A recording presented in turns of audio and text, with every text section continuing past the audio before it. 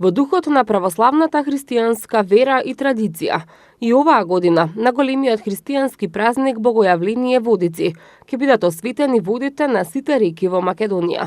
Централната манифестација во Скопје и оваа година ќе се одвива на реката Вардар во центарот на главниот град. За учество во манифестацијата досега се пријавени 50 граѓани, од кои сите се мажи. Пријавувањето ќе биде отворено до 17 јануари до 19 часот. Традиционално, учество во манифестацијата ќе земат и скопските општини.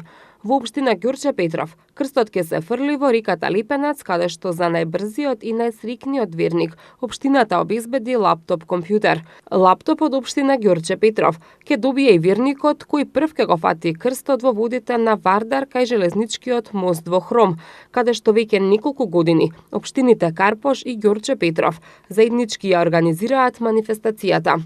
Додека пак општина Карпош манифестацијата ќе ја поддржи со општинската екипа за спасување, а на верникот кој прв ќе го фати крстот ќе му подари 40.000 денари. Општина Илинден во соработка со свештениците од црквата Свети Константин и Елена ќе организира положување на крстот во езерото на хотелот Белви во населба Илинден.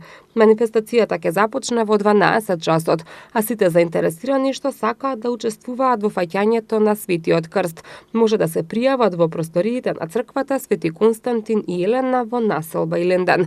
Во општина Петровец во 12 часот ќе бидат осветени водите на реката Пчиња.